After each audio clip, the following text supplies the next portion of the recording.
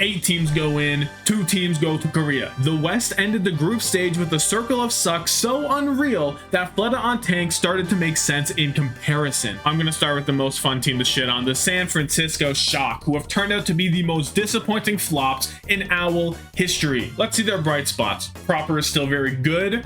And yeah, no, there's nothing else. I don't care where they live, if it's a hotel, a dorm room, it could be a fucking U-Haul van. This is unacceptable for a team that was supposed to be the second coming of Jesus. This is what the Shock was working towards since they partnered with O2 Blast. This was supposed to be the final vision. But what we have instead is a backline with a death rate rivaling that of the bubonic plague, a tank rotation suffering from Krusty developing a tolerance to his own crack pipe, so he's trying to throw the enemy off by making them compete in rock, paper, scissors to decide who plays which map. I don't know how it's even a question of who to put in. Max has to have the lowest map win rate of any player in these knockouts. Just put in Junbin, send Max to fucking Bonchon Chicken headquarters, make him a manager, I don't give a fuck, get him out of here, bro. And then he sang, more like he should consider a new profession. Despite it all, the Shock have an amount of potential to make a miracle lower bracket run, and not only because Proper has that dog in him, but because he is so fucking pissed that he could spontaneously combust at any moment. On one hand, I wish the best for Proper, but on the other hand, it is really funny to see what more excuses Shock fans could possibly have to explain this nightmare season. The New York Excelsior are kind of an okay team now, I guess. I mean, they failed to complete the reverse sweep on Toronto. They also got reverse swept by San Francisco, and they actually gave Vegas their only map win of the season. But hey guys, they just 3-0'd Washington, so don't even worry about it. It's chill. Failing to beat the spiraling Defiant and Shock in 2 different tragic scenarios means this bracket can go one of 2 ways. The boring way is that they've learned from their prior errors and will rise to the challenge. The more fun way is they'll once again lose miraculously and will have to accept that they lack that dog. Now, they've had some pretty steady progression since then. Psycho has had a really nice bounce back here on the Tracer May, and Creative is a beast that deserves some more wins in one way or another. But perhaps most importantly, Fitz has really stepped into his role as the Brig hit scan specialist on the team with 4 support players total. I don't care if he's actually good at it. This is wrong. How do you even get here? Changoon must have a special connection with a higher power to even conceive this idea. I really thought we would have seen Fitz on tank before this, especially after Kellen whiffed a shatter and very nearly cost them this tournament appearance. The Toronto Defiant. Oh my god, this team fucking sucks, bro. Holy shit. After an absolutely tragic start to the season, they got a bye week and they decided to throw out the playbook.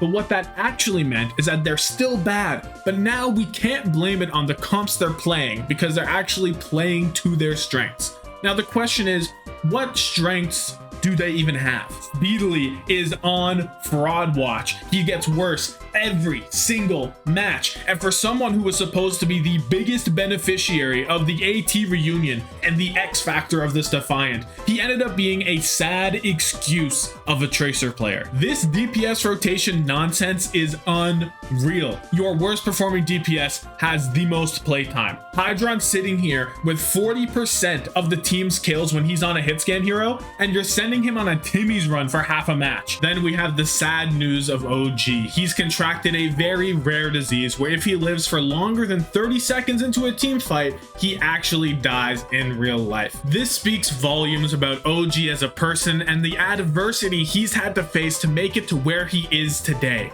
In the spawn room, the only saving grace is that Majed maybe has his visa unless he's just baiting on Twitter, and I don't even care if he is or not anymore. The Defiant need to go on a group bonding trip to Saudi Arabia and pick him up ASAP. The Vancouver Titans have been bamboozled by the Defiant, I fear. Somehow they have obtained their mid curse. Legend has it, if a Canadian team is not mid at any given point in OWL, the league will explode. Right now, they're playing respectable, solid, salt of the earth Overwatch, where they beat the guys they're supposed to and lose to the guys they're not. Now, the problem is if you lose to the guys you're supposed to lose to, you're not going to Korea. It feels like there's a cap to how far they can actually go in this bracket. None of their players are bad, but I just don't know if they have the star power to make it out over Boston, Florida, or even LA. This is most evident in their Sombra Tracer comp, where neither Aspire or Sugar Free are really doing anything special. Now compare that look to when Aspire is pounding on Hitscan,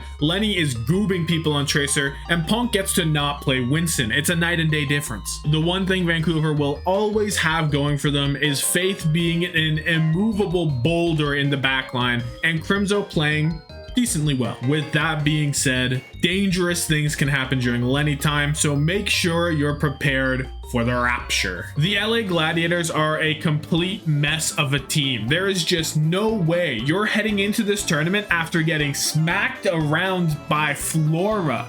And it's not like these are just last second problems. They've never cleanly won a real series in this group stage. And you know what? I'm about to break my Dante apology contract so you don't have to. I do not care if the Gladiators are about to break my door down. There is a question mark there. His Winston is not matching up to someone or to Smurf, and his Ram is not anything special. Sure, his Junker Queen's pretty good, but you're not getting away with that on more than just a handful of maps. Regardless, the most pressing issue is that Kevster hasn't been this extraterrestrial, out-of-body, biblical angel that he has been in the past. He's looked human, and the people don't want to hear it, but he's really only had a couple of truly Kevster-level matches so far this season. If Kevin doesn't work a miracle like he normally does, the Glads don't have a chance in hell of making it to Korea. I don't care if Kai wins the lottery, if Yaki gets to play Tracer. No Kevin, no win. You could have 5 funny Astros and every single map in the series could be Ilios. Well, it won't happen without Kevin Sterling. The Washington Justice are a team of principles. Get it twisted. Keep gambling. You'll make money. Look at Flora. He knows you miss 100% of the arrows you do not shoot at head level in a choke. They are also a firm believer that laws of war are meant to be broken. Alpha Yi has been experimented on in a lab to be the perfect super soldier. Someone tell me why he's playing like every single player on the enemy team killed his dog personally. He's making this team competitive all by himself. Everyone else on this team is being dragged through the wilderness by this DPS line. Ben Best has been reduced to a Rhyme player, which puts Alfie on the May, so you may as well go home. Mirror is what Donghack is, but on a team that isn't the Atlanta Reign, so I guess at least he's in the car with them. Then you have FD God trying his darndest not to feed on cooldown, and as a result, is still feeding, but is also not the explosive player he built his reputation on, so he is just nothing. And then Teru is like all right, I guess, but if you put him on Baptiste, he loses all motor function, so I don't know what you want to do with him there. The best thing possible happened to the Justice because they have 2 chances to lose. So that means 2 chances to gamble their life away on the slots. Let's go. The Boston Uprising are coming into form at the perfect time. The Jidset Mafia is no more. Izayaki has recovered from his punctured lung and is so high on painkillers he is down to play Zen. Twilight ended up with an opportunity on the roster, which has forced them to add another elite support player into their rotation. They've benched Striker, which is the best outcome possible because Birdring still got it on Sombra, and Smurf is getting more than 1 map a game, and it's absolutely criminal that at one point he wasn't. Things aren't perfect though. While Lee Jae-gon is generally pretty good, every now and then Feed Jae-gon takes over, and Kalios finding playtime is straight up disastrous. Boston with Kalios in is a completely different team than with Smurf in. You put them on Blizzard World or Rialto against a real competitive team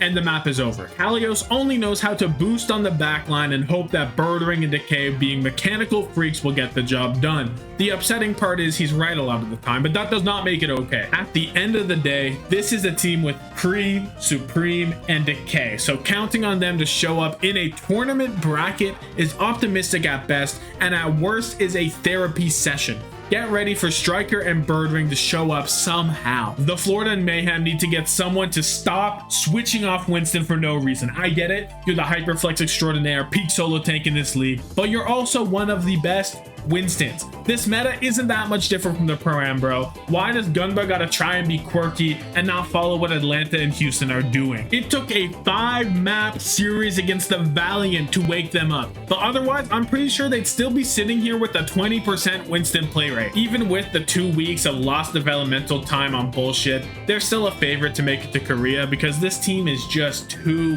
good not to. Chorong is a genius player on the Brig, the Lucio, and he has the mechanics to make shit happen if he wants to Kiriko goon squad it. And while RuPaul hasn't quite lived up to his Pro-Am performance, he's still been very solid. The DPS line have had their ups and downs in the group stage, but if they utilize Merit Sombra well, they should be chilling. These knockouts are very important for Florida because if they flop, it indicates that the Pro-Am may have been a fluke. Something very wrong is gonna happen in this tournament. I can feel it. NA has been too messed up lately for it not to happen. To the team that will inevitably lose both advancement games, I hope you lose spectacularly because it would be a massive embarrassment and I need to see it. Anyway, thank you so much for watching. If you like this video, be sure to subscribe for more Overwatch League content. Have yourself a good one.